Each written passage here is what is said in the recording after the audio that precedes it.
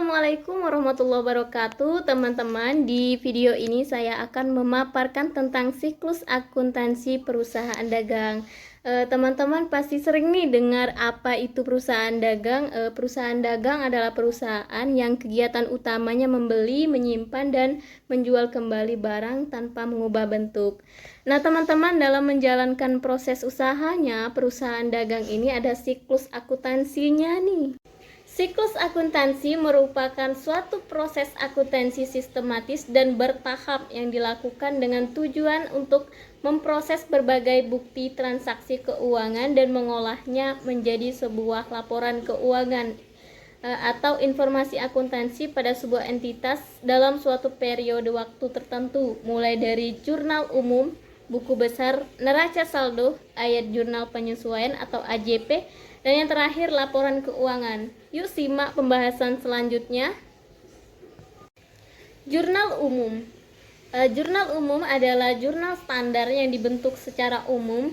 Jurnal sendiri merupakan catatan akuntansi permanen yang pertama bukti transaksi dan digunakan untuk mencatat transaksi keuangan perusahaan secara kronologis. Sebelum lanjut ke pembahasan soal, dalam persamaan akuntansi ada yang namanya aset.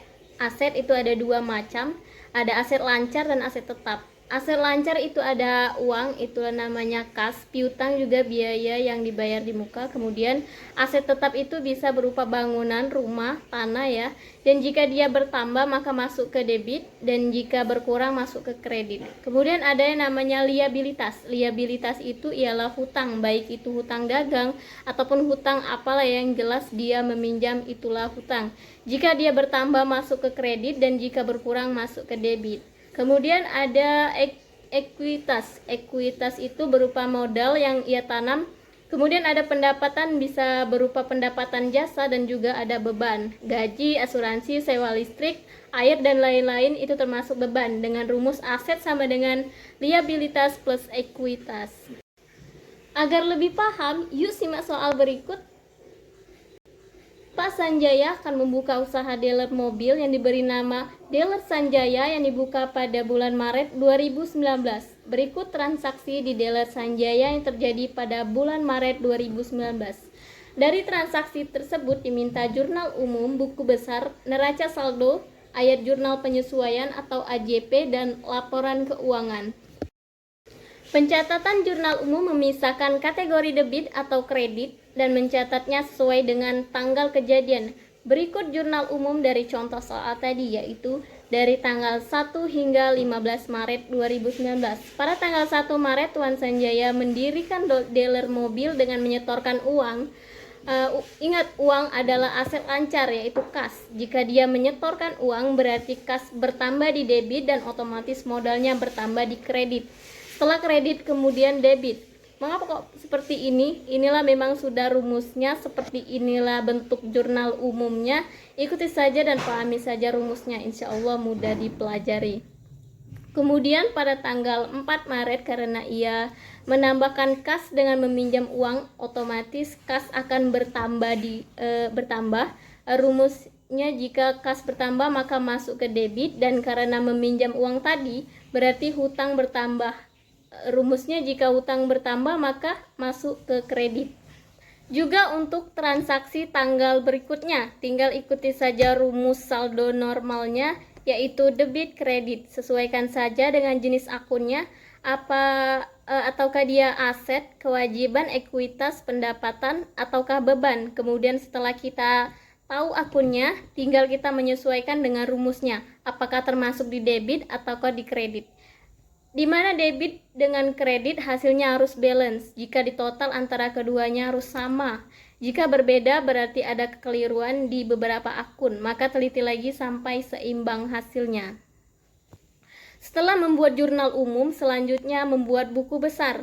Buku besar adalah buku yang berisi kumpulan akun-akun perkiraan yang terkait pencatatan transaksi keuangan, yang mengikhtisarkan buku pembantu yang berisi semua daftar perubahan laporan keuangan dari suatu entitas atau perusahaan, yaitu dengan cara menggolongkan akun dari penyelesaian jurnal umum tadi sesuai dengan akun aset dengan aset, kewajiban, ekuitas, pendapatan, dan beban ke dalam buku besar secara khusus. Di mana dalam pengisian buku besar kita cukup menggolongkan saja dengan akunnya. Contoh akun kas dengan akun kas, berikut urutkan saja dari tanggal awal sampai akhir kira-kira tanggal berapa saja yang ada akun kasnya yang terjadi pada tanggal 1 hingga 31 Maret.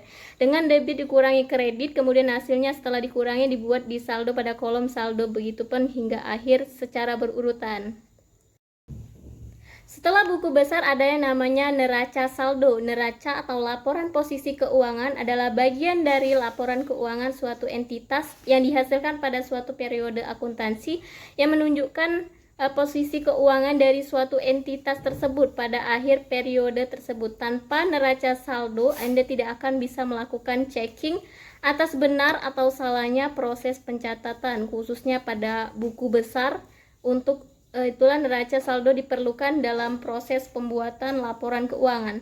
Terlihat bahwa proses pembuatan neraca saldo sebenarnya sangatlah mudah, yakni dengan cukup memindahkan saja transaksi dari buku besar yang telah dibuat sebelumnya, di mana akun kasnya tadi yaitu Rp41.380.000, begitupun dengan akun yang lainnya berdasarkan buku besarnya tadi, yang hasil akhirnya adalah balance atau seimbang antara debit kredit. Setelah ditotal resulnya sama.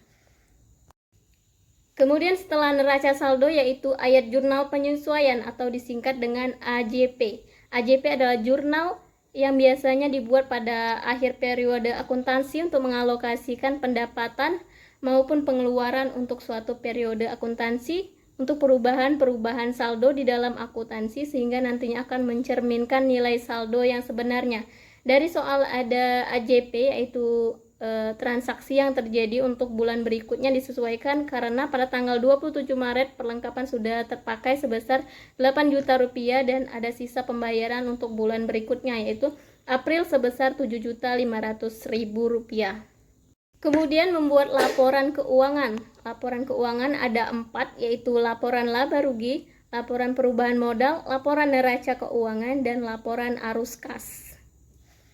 Laporan laba rugi adalah bagian dari laporan keuangan suatu perusahaan yang dihasilkan pada suatu periode akuntansi yang menjabarkan unsur-unsur pendapatan dan beban perusahaan sehingga menghasilkan suatu laba bersih. Terdapat informasi selisih antara pendapatan dengan beban yang terjadi. Intinya bila pendapatan lebih besar daripada nilai bebannya, maka selisihnya disebut laba.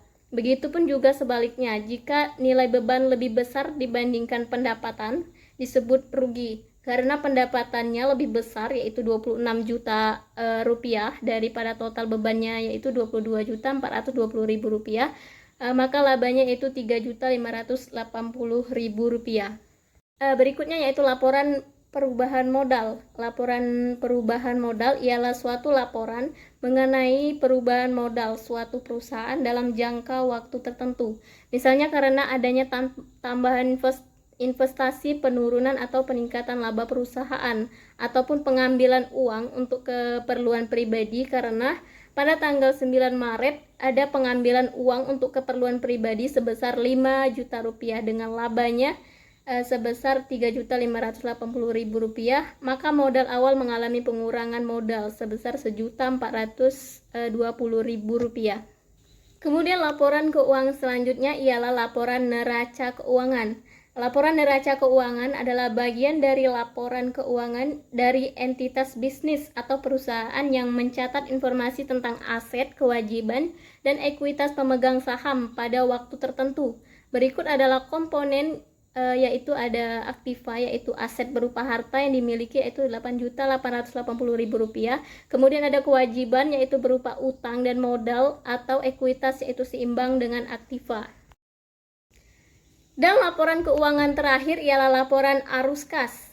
Laporan arus kas adalah bagian dari laporan keuangan suatu perusahaan yang dihasilkan pada suatu periode akuntansi yang menunjukkan aliran masuk dan keluar uang perusahaan. Dalam arti sempit, laporan arus kas artinya sebuah laporan keuangan yang menyajikan arus masuk yaitu sebesar Rp3.580.000 dari aktivitas operasi dan ditambah dari aktivitas pendanaan sebesar Rp65 juta menjadi Rp68.580.000, kemudian dikurangi kas keluar yaitu sebesar Rp20 juta dari aktivitas investasi, sehingga arus kas masuk bersih menjadi Rp48.580.000 dari sebuah perusahaan, sehingga saldo kas akhir menjadi seimbang diperoleh dari kas awal yaitu Rp45 juta plus labanya tadi sebesar Rp3.580.000 yaitu balance.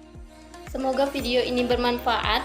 Wallahul muwaffiq ila aqwamit thoriq. Wassalamualaikum warahmatullahi wabarakatuh.